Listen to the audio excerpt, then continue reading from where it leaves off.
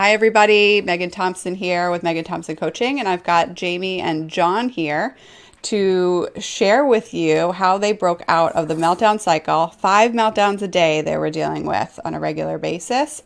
And so, guys, go ahead and share with us where, introduce yourselves, speak a little bit about where you were and where you are now.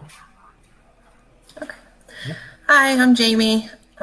We were dealing with, like Megan said, 5 meltdowns a day, of varying degrees, but just really struggling back in October when we started this and had been dealing with it for quite some time. And now here we are 6 months later, and we were actually just saying, like, we maybe have 2 to 3 a week on the worst weeks. So we have definitely come a long way in a relatively short period of time. So we are happy to be here and celebrating. Yeah. A change that wasn't expected from my point of view, but happy that it has played out the way it has. Mm-hmm. Yeah. So, John, walk me through that, because that level of skepticism was something we talked about in our first conversation. So, share. So, of many of the things that I learned throughout this, I am the highly sensitive person myself. I also believe myself to be very structured and rigid in certain ways. So, going into this, it was, well, while we weren't, spankers or physical repercussions, anything, but I'm a firm hand kind of person. I used to be a cop. That's my background. Hey, you're not doing what I tell you to. You're going to do what I tell you to. Yeah. Make it happen. I mean, it was definitely a very different change of mindset for me trying to come into this. And it's not, well, it was that I didn't think it was going to work, but it was. Thank you for your honesty. That's what we want. My place where I was coming from was, okay, well, if you aren't going to do this, we get stricter in punishments. We, get firmer in whatever it's going to be, because that's just what makes sense to me. But, working through this, it kind of was, I think within the first week, just seeing that initial, okay, just in acknowledgement of, I understand that you're having trouble with this, any of those pieces, and seeing the immediate reaction of how he was reacting to that really set up, okay, well, yeah, this probably is something here that will make a difference. Yeah. Yeah. So I'll believe it when I see it. Yeah. And you still made the decision, right? So let's talk about a little bit about that for both of you, in the sense that, you've got 2 twin 7-year-olds, right? When we met, and, 2 twin, I guess I just, you guys get that all the time, probably. Twin 7-year-olds. Yeah. One's highly sensitive, one isn't, right? And, and those 5 meltdowns a day were just from your son, right? In the sense that big dichotomy. And so it makes sense for you, John, to be like, how do I know that anything is going to, that what I'm doing, these traditional parenting strategies aren't effective, because my daughter is responding to it, if you will, right? Yep. So yeah, I was definitely of the mindset of, you're just doing this to get a rise or any of that kind of stuff because it works for her. What's wrong? Jamie, I want you to talk about that too. Oh, sorry. Yeah. One of the biggest things that stuck with me very early on, you said, he's not giving you a hard time. He's having a hard time. And so I really had to accept that and kind of go from there. Yeah. I was not as skeptical as John. I'm not a skeptical person in that same way. I randomly saw an ad for you on Facebook and signed up for your emails and started reading your emails and watching your little videos, and everyone that would come in, I was like, this is him. We need to do this. Every time one would come in, I would forward it to John, read this. This is Rowan. Yes. So. I see your nod, John. It's subtle, but there's something going on here. Not lying. So when let's speak a little bit more about the problem. Before you found me, what were you guys dealing with on a daily basis? Meltdowns can be, a relative description, right? So walk me through, where was your son struggling, and what was that experience like for you as parents? I mean, it could be something as simple as getting to school in the morning before, pre-pandemic. I would get them up, get dressed, brush your teeth, brush your hair, go and eat breakfast, let's pack your backpack and be ready to go. And now I realize, I can't give him 6 instructions and expect him to go do it. He will take 6 things and he doesn't know where to start. And so instead of picking one and starting there, he just doesn't. So we have to give him go do this, and then he'll do it, and then go do this. And he doesn't want to do that. Well, you can do this first instead, but you're going to do everything. And just giving him a little bit of the autonomy to decide, what does he do first, but with more limited options, I guess. Yeah. Has really helped. And so that was first thing in the morning, that's how our day would start every day. It was, we have to get out the house at this time to get down the driveway to the bus and not miss the bus. And it was a struggle every day. Yeah. So that was off the bat, we were at 1 a day right. from that. Right. And, like I said earlier, not to say that we're perfect. Not every morning is perfect. Not every morning is smooth, but they're definitely more, there are more better mornings, and the mornings that aren't better are still more smooth than they were a year ago. Exactly. So knowing that for you guys with your son's behavior, what was he doing when he was melting down? Was it hitting, kicking, what? Just for the audience to be clear. Hitting, kicking, falling to the floor, screaming, throwing things. The falling over and collapsing and giving up on everything was the stuff that would drive me crazy. The screaming. He was never really terribly violent or anything, at least as far as I remember anyway. But I mean, there were definitely times where he would hit his sister and go down that route, and then we'd get into the arguments, and he would just flat lie. I didn't hit her. You did. Right. And so a lot of overwhelm going on just from the beginning of the day, right? And so for you guys as parents, by the end of the day, what were you doing to manage all of it? We spoke.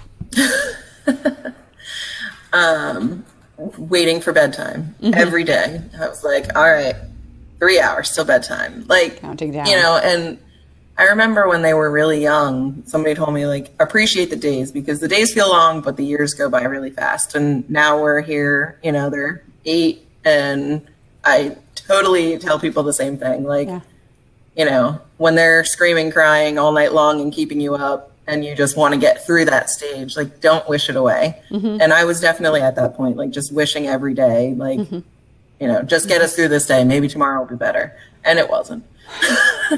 Yeah. But that's common for, as you know, meeting other parents who are dealing with the same thing that you were, right? Oh, yeah. That just looking at the clock, okay, can we get over, this is a symptom of the meltdown cycle. This isn't parenting. This isn't a symptom of parenting, right? It's a symptom of the meltdown cycle. And so for you guys at this point, why was it so important for you to fix this problem at that point?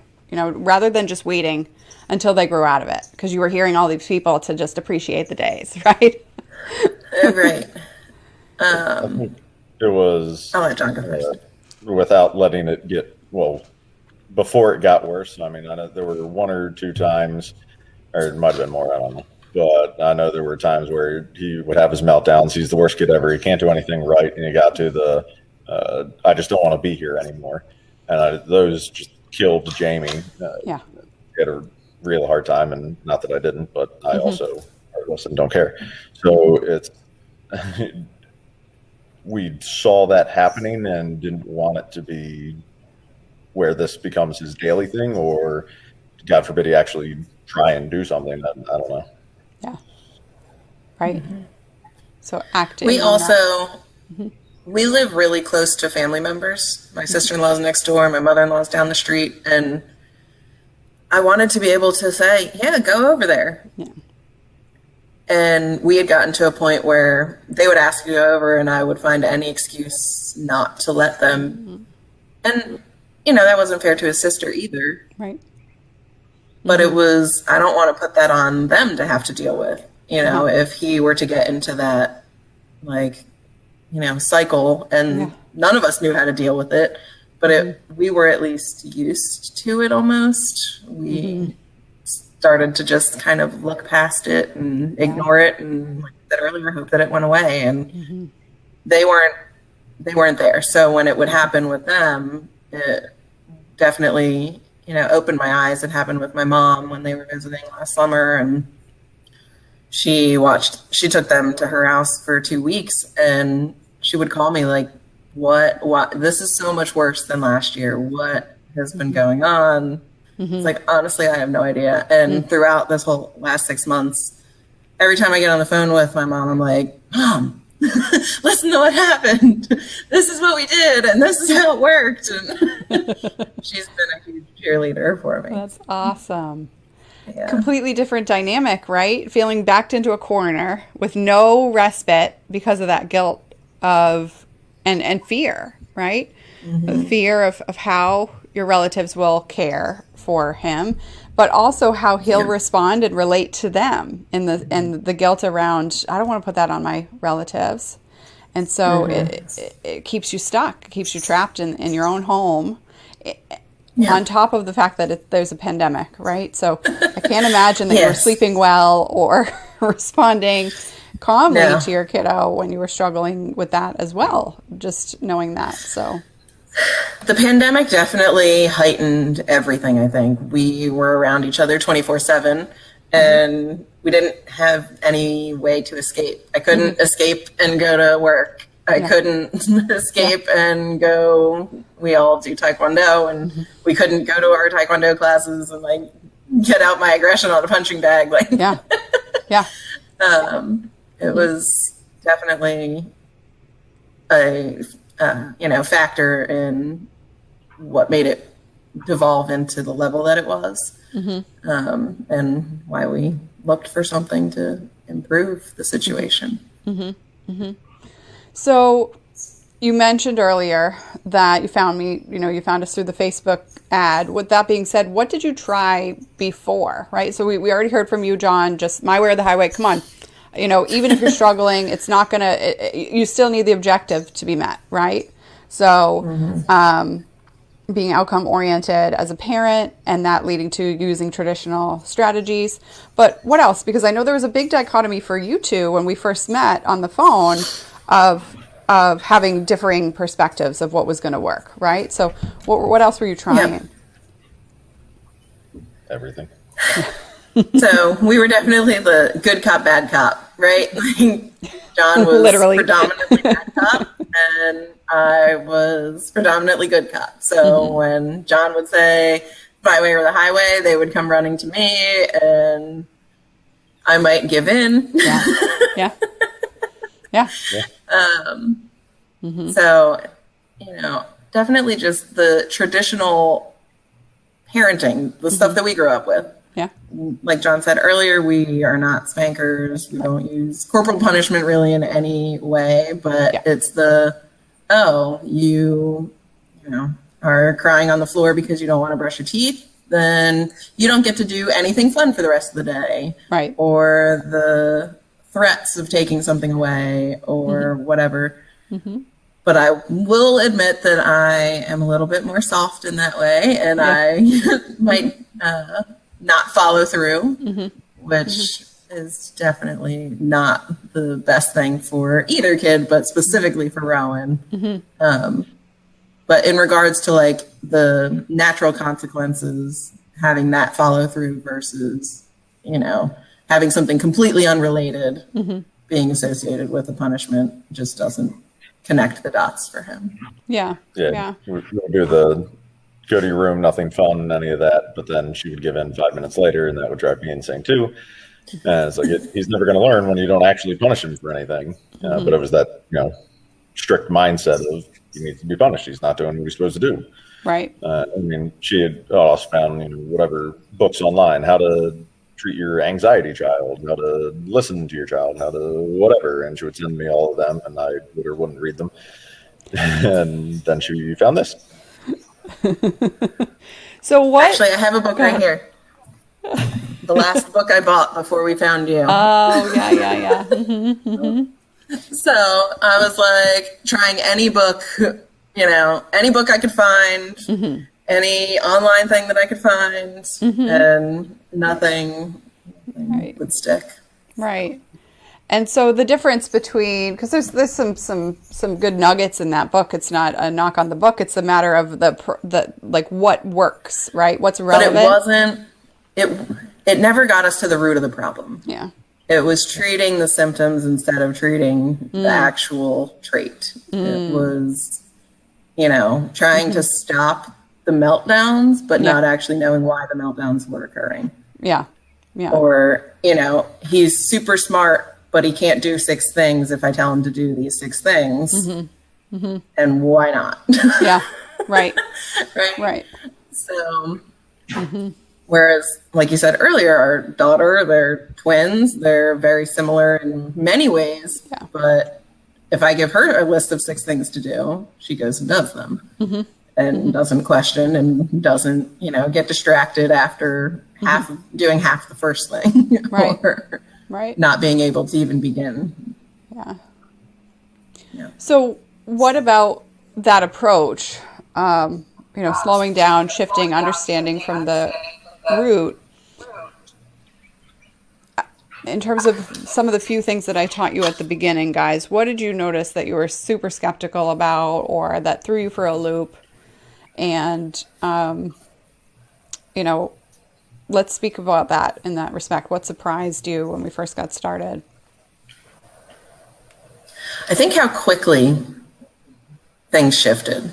From the very first week, just like John mentioned earlier, starting off with just validating it's okay to feel the way you're feeling. And that immediately improved things. Yeah.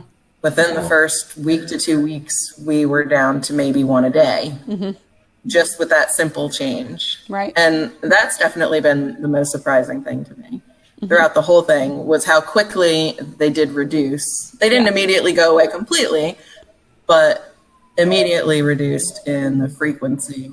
Yeah. One of the other things for me, I don't remember what week it was because even if I could have told time before the pandemic, I can't anymore. I want to say week 3 or something. No, we got into, the way the meltdowns are going to occur is going to change. So rather than 5 a day, you might go down to 1, but there might be larger meltdowns. Frequency will decrease, but intensity will increase. And vice versa.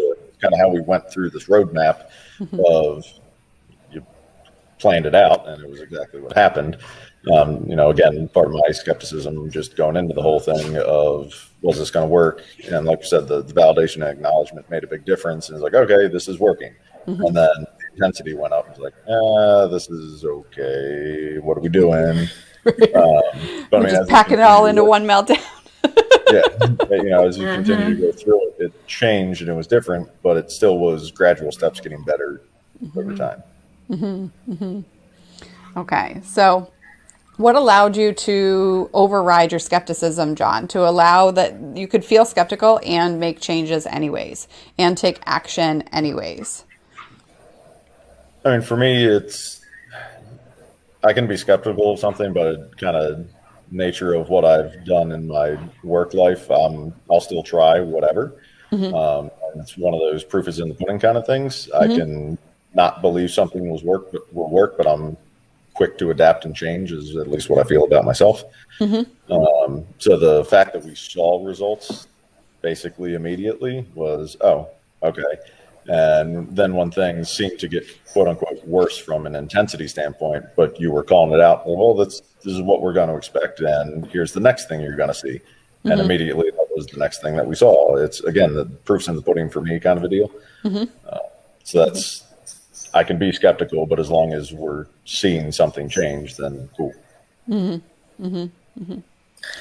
was always impressed by the way, my question of the week, it would be like, oh, that's coming in the next the next video you're going to watch. It was such a natural progression. It would be like, okay, we've done this. Now what about this? And be like, oh, that's next. Yeah. And, just building on that over time and seeing the way that it all came together in the end was really just impressive. As the consumer, I guess, because we wanted to see results immediately, but you just kept saying, like, you got to work the program. It's an 8-week program for a reason. Yeah. We're not just going to put everything all into the first week and hope that something sticks. We were tired of the throwing everything at the wall and hoping that something stuck. Yeah. It was, all right, let's do this one thing. All right, that stuck. Let's move on. Yeah. Yeah. Great. And when we got several weeks in and we're having a problem, well, make sure you're going back and still doing step 1. Right.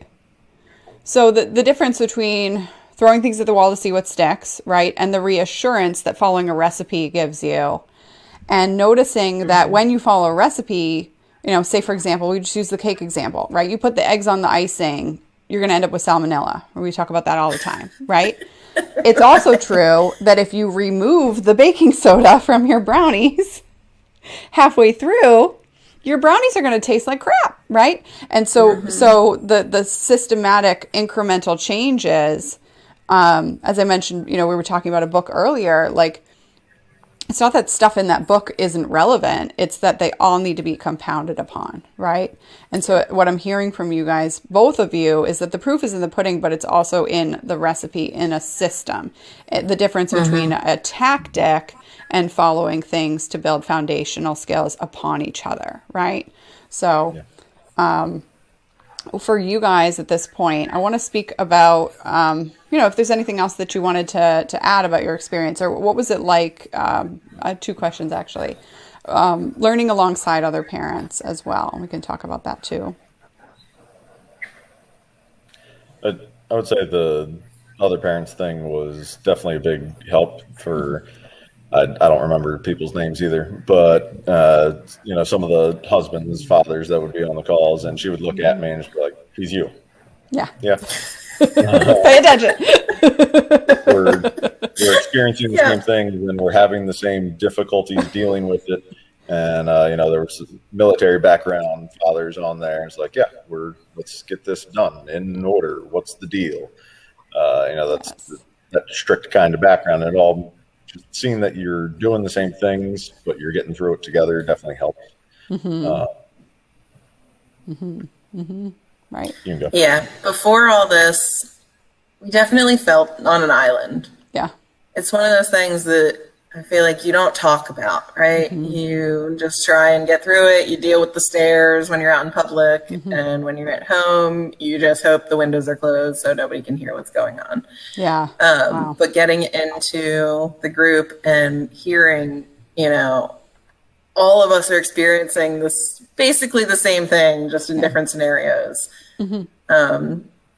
Realizing that we're not alone. We have these resources that, they might be a few weeks ahead of us, and maybe 3 weeks ago they were dealing with the exact same thing we are, and they have experience in how to move past it. And then now we're the ones saying, oh, well, here's what we did.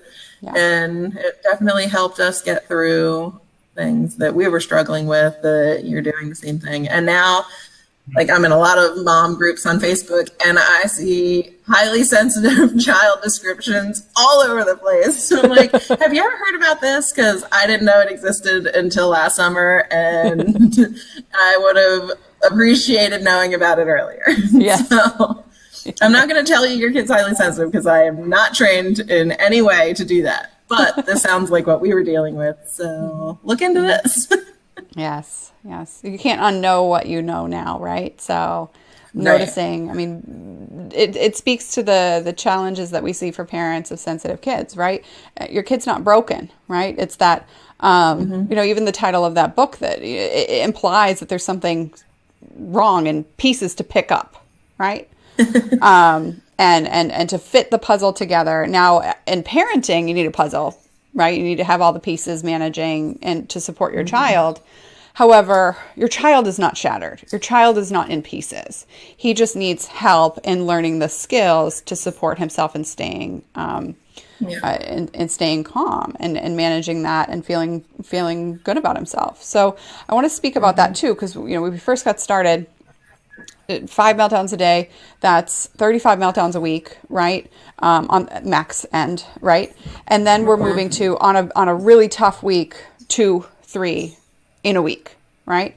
So I'm not going to do the math on that level of reduction, but as you were saying, the first couple of weeks you saw 1 a day. That's an 80% reduction. I can do that kind of math in my head. And so just noticing that 6 months out, and as you use that word, John, the proof is in the pudding. You can't lie. Data doesn't lie, right? With that being said, when we think about how your child feels, what has to happen for him to keep his body in control, to keep his mind in control, to keep his heart in control, to communicate his needs so that he feels supported by you, and for you guys to set up the way that you respond to him so that he can do all of those things, right? We think about cultivating the soil for your child, or the petri dish that you put your child in, and setting that up for him. So how do you see him responding to the world differently? In terms of how he views himself, in terms of how he communicates his needs. What's different for him now?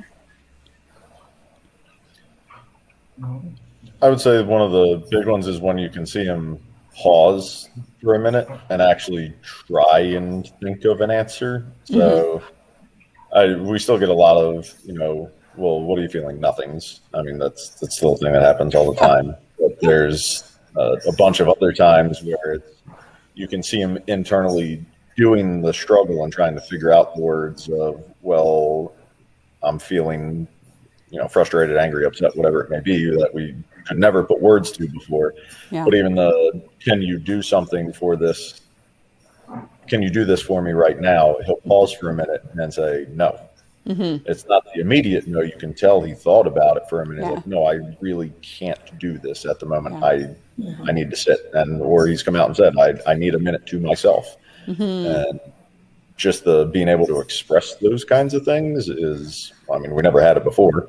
That's awesome.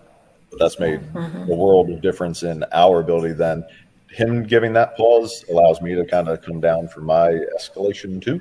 Say, okay, you need a minute, fine. I won't explode at the same time either. Take a minute, and then we'll do this again. Love it.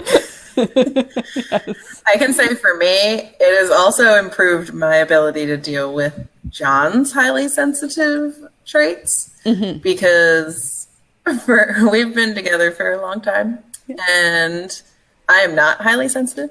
So I never understood the need for him to walk away. I just want to deal with it, get through it, get over it, and move on.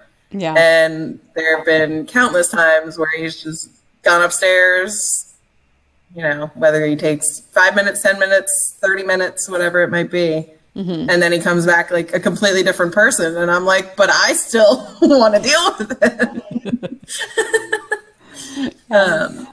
And so just recognizing it's not him walking away from me, it's him needing the time to process what was happening.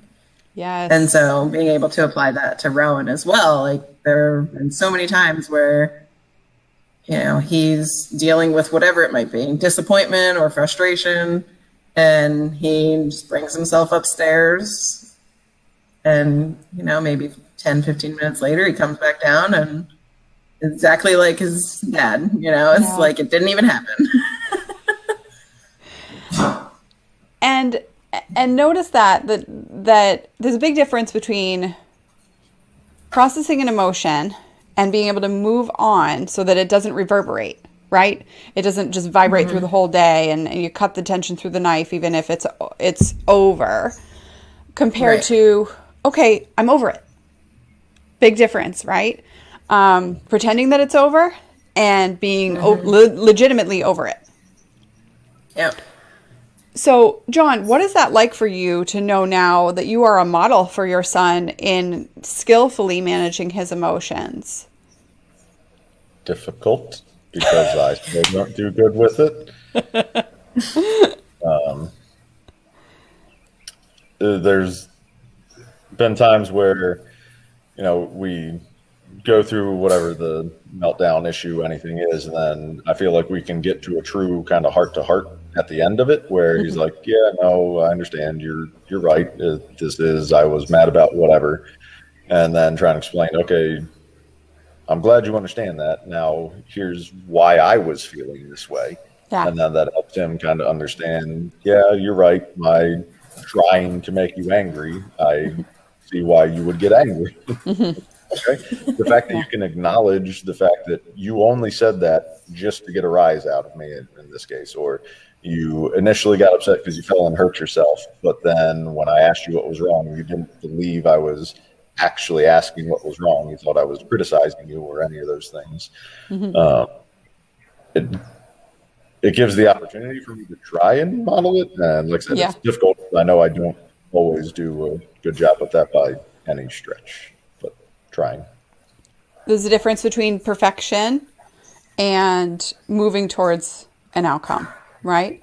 Because parenting is never over. So you mentioned, and I asked you, what's that like? It doesn't mean that it's easy, right? But we can make it simple. We can break it down so that you know that you're making headway on the journey of parenting. And so comparatively from where you were, we're just up against each other, right? And now doesn't mean that it's not hard. Doesn't mean that you guys don't still have emotions that need to be, processed and worked through and communicated and shifting because, you're two separate humans. And what I hear from you in that is that you're doing what you need to do as his dad in a way that is effective at having a conversation rather than just a yes, sir, or a whatever, dad, and then later it just repeating itself over and over again, right? So the difference between a lecture and a conversation. There's definitely times where it's, are you telling me this just to get me to shut up? Yep. Okay, thank you for being honest about that. Cool. Right. And then 5 minutes later, after he's had his calm down, he'll come back over and he's like, what did you want to talk about? Yeah. So yeah, definitely those kinds of things that are nice. Yeah. Yeah. You could be blunt in yourself with your son and, and ask him outright, which in other words would be, do you need some time? Right? And he would probably say yes too, right? So there's a little, and so, but you guys are speaking the same language for the most part, in the sense that you're starting to read him and he's starting to give you feedback on how his brain is operating and how he's taking things in and getting his needs met. So I love that. I love hearing that you're moving in the direction of feeling more together rather than like you have to pull him along. Yeah. I really like that he has started to be able to quantify his feelings and use the feelings words and say, instead of I'm the worst kid ever, say I feel like the worst kid ever. Yeah. Or when I get mad, then it makes me sad, and being sad then makes me mad again. And so we've talked about okay, well, what are some things that instead of going around in circles, how can we get out of that? And we have things all over the house that are meant to do that. And it could be as simple as blowing up a balloon. Or, he can be so mad about whatever it might be. But if we start tossing a ball, it is something that can help him get out of that circle so that he can then realize oh, this is what made me mad. And that's where it started. And now I can deal with the fact that made me mad and, how to go from here. Right. And we do a lot of at the end of the day, we talk about, what happened that day, where we struggled. And, hopefully, not hopefully, we work on, how can we make it better tomorrow? Yeah. Because in the moment, which is what we used to do, like, what can we do right now to make it better? Yeah. And that doesn't work for him. He needs the time to process. He needs the time to, deal with it. And then we can talk about it and try and move on from there. Right. And stop using words like hopeful. Right. I remember doing that in one of my first calls. You were like, it's not hope. That's it. That's my trigger word. Hope is not a strategy. Boot camp's a strategy, right? Yes. And so, but that's the difference, right? That's the difference between throwing things at the wall to hope to see what sticks and following a system that works consistently and doing that repeatedly, right? I mean, when you want brownies, you need to follow the recipe. You can't just want brownies and have brownies show up, right? So it still takes work, right? So yeah, now that I know how brownies are made, I can just apparate brownies onto my counter. No, that's not how that works. You consistently make brownies. If you want brownies every day, bake brownies every day, right? And so that speaks to what you're speaking, what you mentioned earlier, John, is now that we know the recipe, we're working on perfecting it. We're working on making those brownies taste extra delicious. We're deciding what types of cocoa go in our recipe for our particular family. How do I throw in the flour? Do I do it like this or do I do it like that? Part of its personality, part of its flair. That's the capacity that you guys get to build in your household so that you're not robots and you're not expecting him to be in lockstep with you because he's his own human. And that's super crucial because it's the big difference between being able to watch your son act as his own person and just expecting him to be a little you and do whatever you say. Which is, as parents, we want that for our children, right? We want our children to be their own person and want to do better and be the best person that they can be. So those are two different things that we want to, that's part of the objective as parents. Yeah. So for you, in terms of where you are now, is there anything that big takeaways or things that you want other parents to understand if they're dealing with a daily meltdown cycle or multiple times a day cycle of meltdowns and aggravation and yelling? What do you want them to understand? We're not looking for perfection. We're looking for progress. So I think I said earlier, we're not perfect. We still, have the outbursts or meltdowns or whatever. And I can honestly say I have them, right? I mean, there are times where I'm having a bad day and I just can't deal with whatever it is. Yeah. And it may not be as frequently, but I have to take, 5 minutes to myself in the corner or lock myself in the bathroom or whatever it might be. But prior to this, it was like, what's wrong with me for needing that time? It was, I'm the mom. I'm supposed to be able to deal with this. Yeah. And recognizing the progress is a huge thing.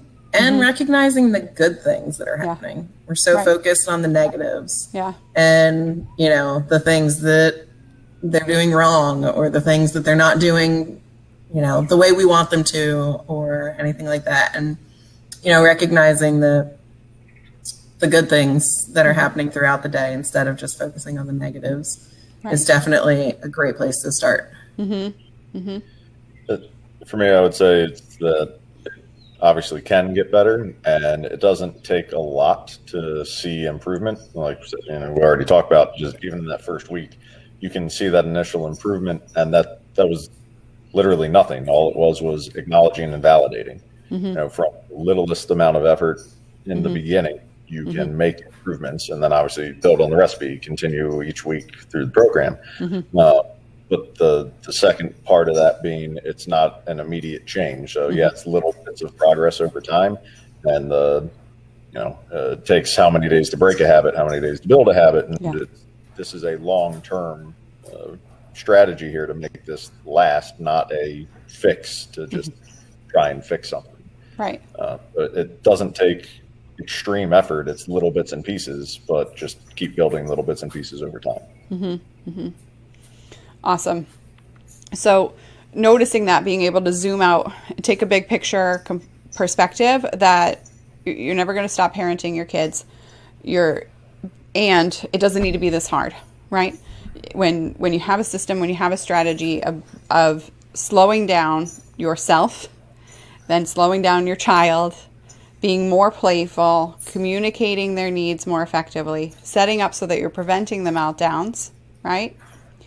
And then helping your child learn how to communicate differently, better next time.